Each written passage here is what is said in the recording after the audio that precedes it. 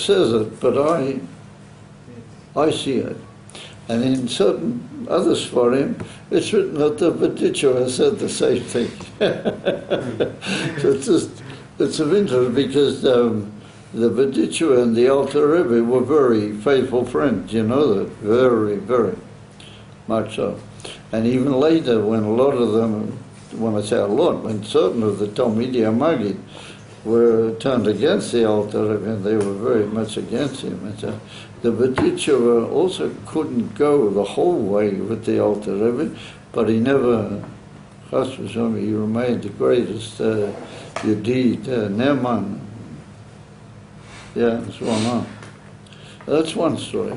So you know, you guys don't know, I mean, I'm telling famous stories, but you probably know the famous story that before the Alter Rebbe passed away in the little Goyshe household in the Kfar Pienya, it's called.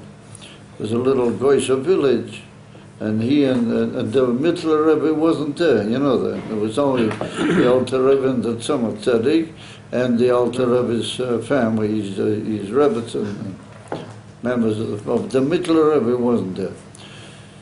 So all of a sudden the Alter Rebbe on Moitzer Shabbos, just shortly before the Stalkers, the Alter Rebbe turned to the Tzemach Tzedek, and he looked at, so he knows the story, he looked at him, these little Goyshe houses were like sort of built around there was like a big beam in the middle, and that held everything up. All the rest of it was sort of built around. It was like a hut, you know, built around this big central beam. So the Alter Rebbe looked at the beam and he said, tell me what you see over there. Yes, and the Alter Rebbe says to the Tzemach Tzedek, so Tzemach Tzedek, you know, he looks at the beam and he figures and he said, I have to say that I see a Goyshe koira. A koira is in Loshen Kodesh, you know. So the Alter Rebbe said, "Ich ka koira." He said in Yiddish, "I don't see any wood." He said, "I see only the Dvar Havaya, Amachaya, every moment, every second, that big piece of wood. You follow? I see the Dvar Havaya. You follow?" And it's one. So come along certain people. And it's true that they say that before the moment that they pass away, the great tzaddikim get all of a sudden tremendous powers that they don't normally, in inverted commas, have. So that was like a tremendous, like last moment of the Alter Rebbe's, and therefore he was blessed with unbelievable koiches, and he was able to say that he saw.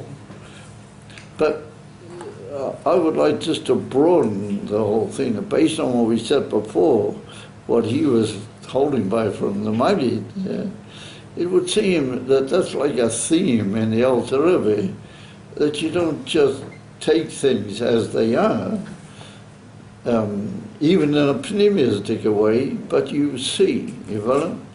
Therefore the Alter Rebbe said, I don't just see wood, I see the Dvar Hashem. You follow? Oh, yeah. So you won't.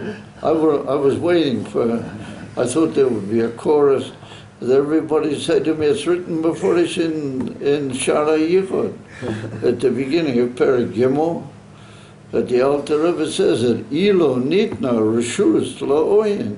If it would have been given permission to the eye, then we wouldn't see the Gashmiyas, yes. We would see only the Dvar Havaya and how the Gashmiyas is bottled every moment to the Dvar Havaya. You know? That's written at the Ilu Nitna Reshus La'oyin. If it would have been given a permission to the eye, you follow? So the Alter Rebbe had permission, yes. Wow. Anyway, that's what we have to assume. So, on that basis, I want to now sort of go back You all say, what's this got to do with Nadorium?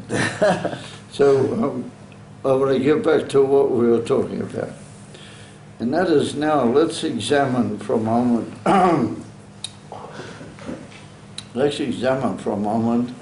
this whole meaning of a neder.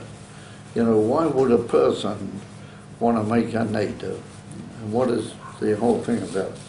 So I want to suggest that really in Nadorium only meant in the Torah for Oivdei Hashem, you know, people who are involved in Avodas Hashem.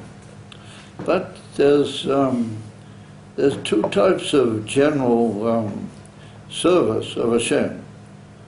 You guys are all familiar with it. There's two general types. Are you okay? Okay. You're looking a bit sort of more out of, let's say, you know, how can we keep up with all this? Are you okay? So, they are called Ishkafia ve'Ishapcha. Have you ever heard? Yes. Ishkafia ve'Ishapcha. Yes. And they're actually written so he put his head down as soon as I started talking about his scuff. He said he doesn't have any credit, not for his scuff yet. What is the difference between them? You follow? Iskafia is that I still am faced by a challenge of the Gashmias and particularly the Chumrias, how do you call it, the materiality of existence, and it gets at me and it causes me a bilbo in my dvegas in Elikut, you follow? Because it's my free, I get drawn by what one might describe as foreign tigers towards the Gashmi, you follow? What we might call in a general way the Beinanim. Now you must realize that the Beinanim are average people. And you have to realize that the Alter Rebbe wrote the Tanya for the so-called ordinary man. And I could be married about that a lot. And it's really an unbelievable sefer, the Tanya, apart from all that we know about the Tanya.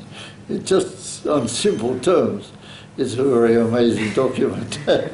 So but it's meant for the ordinary man.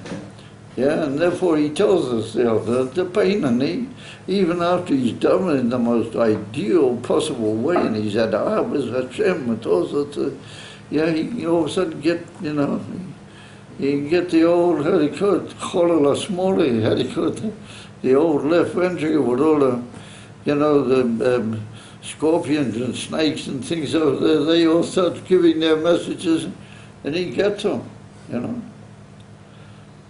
So he has no brayer, but he's got to force them down. He's got to in some way get them out of his life, you follow?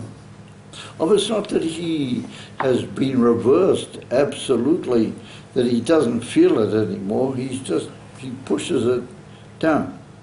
And there's always a danger in a way that it might come back, you know. But let's examine. And that's all talking about somebody that his avoider is, as it were, what we might say, limited. It's in some way, he's a little bit, you know, a victim of his own self in a way. I suppose you might say, to be a little bit severe. And therefore, his whole approach to service of Hashem and Yiddishkeit is based on limited things.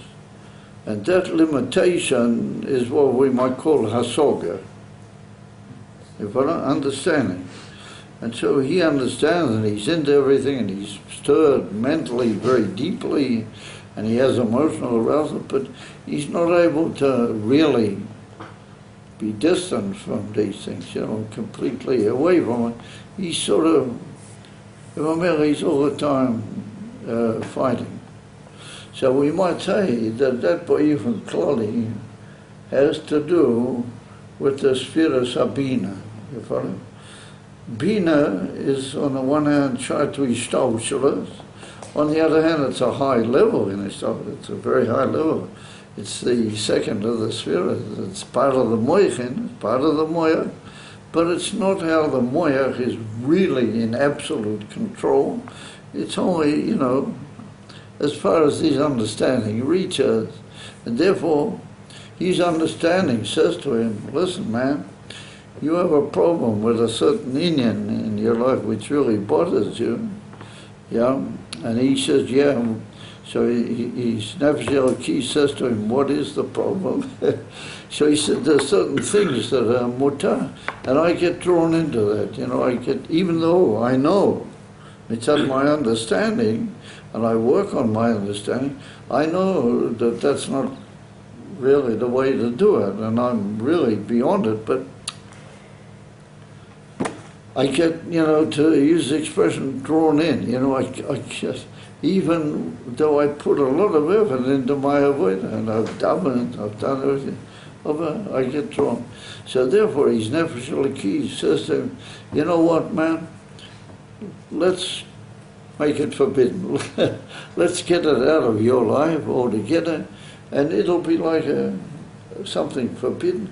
You know, you won't be able to touch it. Hopefully, you'll get gradually out of its, you know, its orbit. It won't bother you anymore because it's forbidden. You know?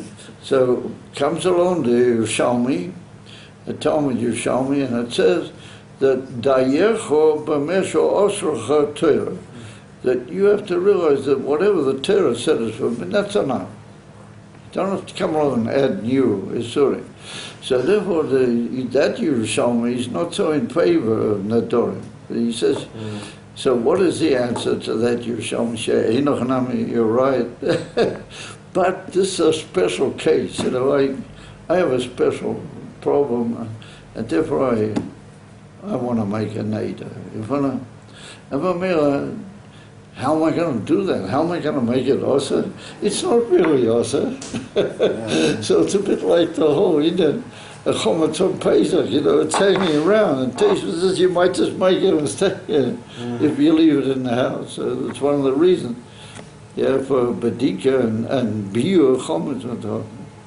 So he says, well, it's going to be around, you know, so let's make it like a korban. Oh, yeah, we'll make it like a korban, and it'll be completely awesome. Yeah, it'll have the kedusha of a korban, and that will keep you away from it. I won't be like that. It's like something they're going to put any minute on the mizbech in my kedusha that I was mamchi. But that's a big question. Where did he get that kedusha from? But anyway, that's what he did. It's a beautiful, but it's a cheshbon, you follow? And that means that basically we have to work with seichel, because we're in a world where so much of us is built on seichel. But the question is whether your whole Yiddishkeit and your whole attitude and your whole way to think should be based on seichel. You follow? And is that enough?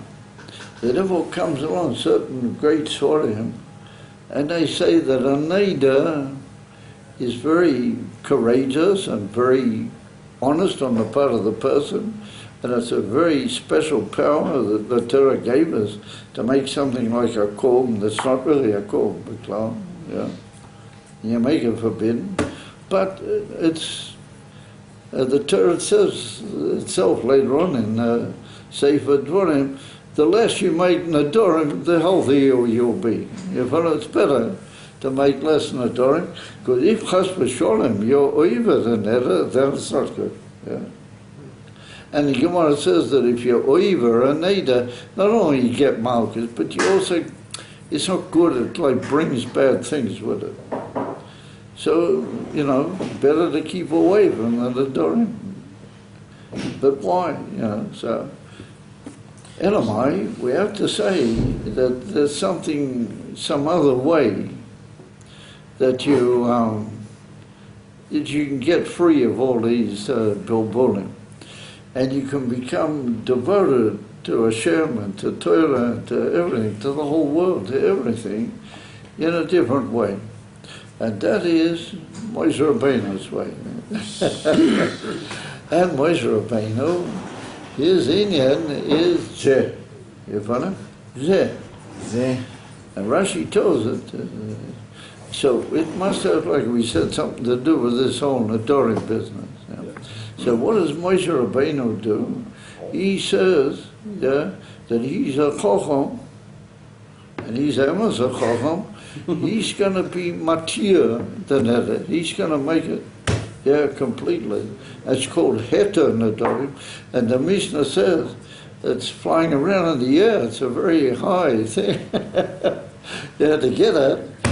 Moshe Rabbeinu, what does he do? He says, no, the whole thing is reversed completely. He says,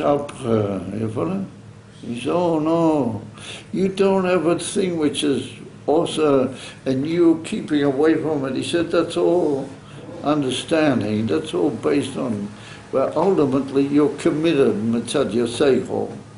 He said, join up with me and do things my way. And he said, you're going to be committed, well, it's like as if you see things, you know.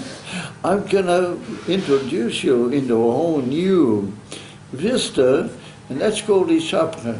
Well, if I get onto that level, then there's no worry, because the whole thing becomes what's called batil b'matziyut, you know. And batil b'matziyut means it doesn't have any ability anymore. It's there, but it's not really there. You understand? You look at it as if it's a dover she'enoi, you know. And that's called Ishapcha, you follow? So the truth is that there's certain noble aspects about Ishkapia. When you're a fighter and you've got to fight, you know, that's got a nobility about it. And the Alter Rebbe likes that also. But the inyan of Ishapcha is in moving forward in a way that's a much bigger step. That means you are matir your neder. You don't need the neder anymore, because you go up to a level where you're beyond it altogether. And not only that's mutter, but it's not going to be mavalbo you anymore. And you will be able to use that the right way. You follow? And where you get that koya from? From Chokhmah, you follow? Because Chokhmah is koyach ma. That everything is ma. Ma is a type bottle b'metzias. But since that everything is bottle b'metzias, then, you know, so what is anything, you know? Ma, b'klal, shum dvei, kol shein, you know, something which is like a dover gashmi, you follow? Then the attitude, the Yiddishkeit, and the Torah mitzvah, and all the Sachen is lechatchila areva, you follow? You're sort of beyond it. You know, you say, so, what does that have any ability anymore to be maval with me? And I can't even think why I let it be maval with me, lechatchila, because you're seeing things in a completely different way, you follow? And that's the inyan from Re'iyo, that you see it. So it could be that you don't see Elkus, Mamish Be'ena Gashmiim, because that's going to be when Moshiach comes. The Mamish, the Gashmi, Dika eye, will actually see Ba'ovan Gashmi, Elkus. So I don't know if you're holding by that yet, but you're holding by where it's so borrow and it's so clear and it's so open, that you are like as if you see it. It has exactly the same effect on you as if you were seeing it. You know? And so that takes us back now to a whole new view of Moshe Rabbeinu. Who is this person, Moshe Rabbeinu? What's the inyan with him? So the Nakuda is, as brought down in Siddas, that Moshe Rabbeinu in the first 4 books of the Chumash. We're almost finished the 4th one right now. Sefer Dvarim is a different story. And I could go into that, but I just don't have the time. I don't want to cause you guys too much complication. Of the first 4 books, it's brought down that Moshe Rabbeinu himself didn't really know what he was saying. So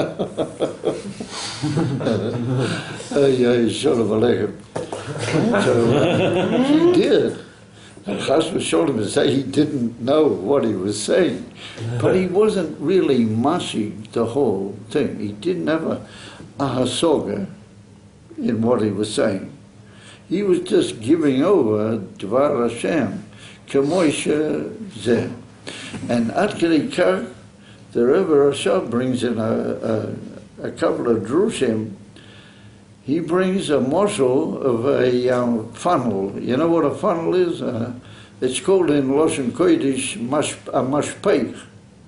A mashpeich is from Lashon Shficha. So what is a mashpeich? Let's say I got a big klali full of water, and I want to pour it into a little hole. So I want to get it in, but I don't want to lose the water either. If I pour into the little hole, I'm going to spill half of the water. So what do? I take a mashpeich. And what is a mashpeich? He's broad on one side at the top, but on the bottom he's like the klali that I'm trying to get it into. What happens is that exactly the same water, exactly as it is, and ultimately exactly the same quantity of water goes into the mashpeich, and it goes boop, boop, boop, down, and it reaches the makabel exactly as we want. Exactly as it is. Yeah, and so I need to know what's going on with that water. I need to examine it. I need to analyze it under a microscope or something. I just take the water and I want it to reach the makabel exactly as it, or there's a point where I want it to go. And I pour it into the mashpeich and it just goes down. Yeah. And so that's called in Siddur the difference between ma'avir v'hishlabshus. Have you ever heard of the difference? There's a difference between ma'avir and hitlabshut.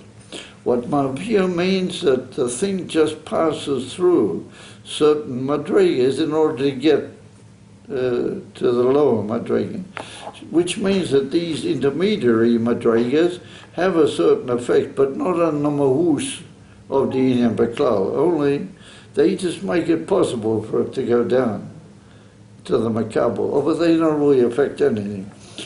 And an example of that, but I can't go into the details, is like if I want to speak to somebody, I have to have motivation to speak. I have to have midas.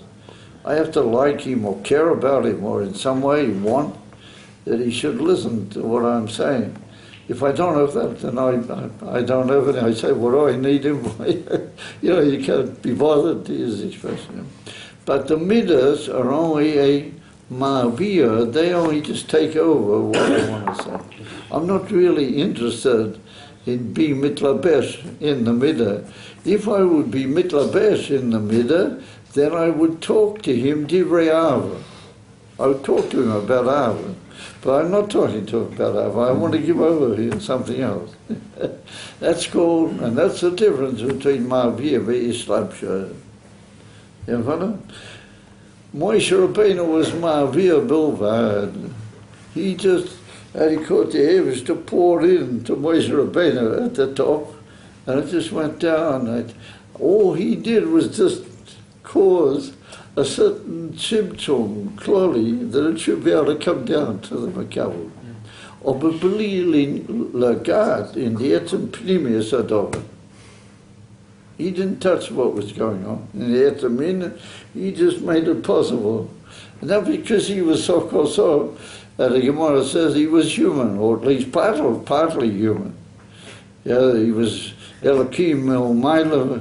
When Mechotze Mitakni was a man and everything. So, that made it possible for the Hashpur to come down.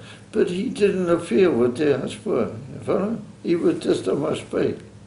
So, even though we have to say that he knew what he was saying, but he didn't, you know. He knew that he just had to give these things over, and that's what he gave over. And he heard it from Hashem, and he just gave it. You follow?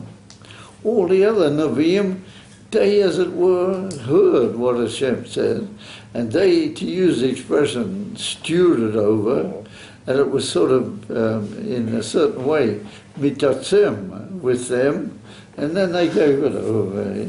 You know what they said? Koi, Omar. I'm saying what Hashem told me, but it's not necessarily exactly only what he said.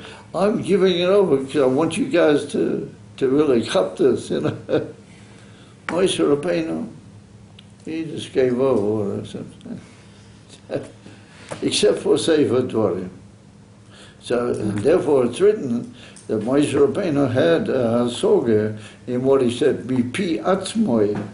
And there's a Tosfos at the end of Masechta Megillah, what the Tosfos said, that Moshe Rabbeinu Kilo understood what he was saying. I wish I previously didn't. Oh yes, he did, but he didn't. Because he was just pouring it over, it was just coming over. Zeh hadavar. Moshe Rabbeinu was there. If you get involved in Moshe Rabbeinu, on the one hand, you become a Yishpozit, you don't necessarily know all the answers, but you become connected up with the Etzem to Hashem. You follow? You become linked with Etzem, Elokus, but Galui, then you don't need a Neider. You follow? Neider is where you're based on Bina.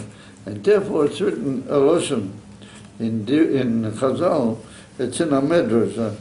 It says, Kol ha-noider, noider ki'ilo, noider b'chayei hamelech. Whoever makes a neder, he's like as if he's making a vow in the life of the king. So nobody understands what's king got to do with it. What's the life of the king and everything. Hello.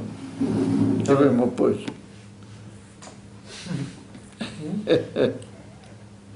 What's it got to do with it? So the Arizal explains that Chayei Hamelech is Bina. The whole thing. Chayim, Melech is Malchus, and Chayei Hamelech, the Chayas that goes down, is Bina. Or he said it's only Bina. That's a Neider. Neider is only Bina. Moshe Rabbeinu is Chochma, oh, Shalom Aleichem. Chochma is Bittul V'Metzia, it's Koyach Ma, Re'io, yeah, that's a different story altogether. The whole thing just becomes absolutely reversed, and it becomes you're in another ball game altogether, you follow? So, it could be you have to sort of overlook part of your own, what you felt to be your own godless, maybe rightfully, to a certain extent. But you've got to be ready to overlook that, and you've got to become bottled, you know. And the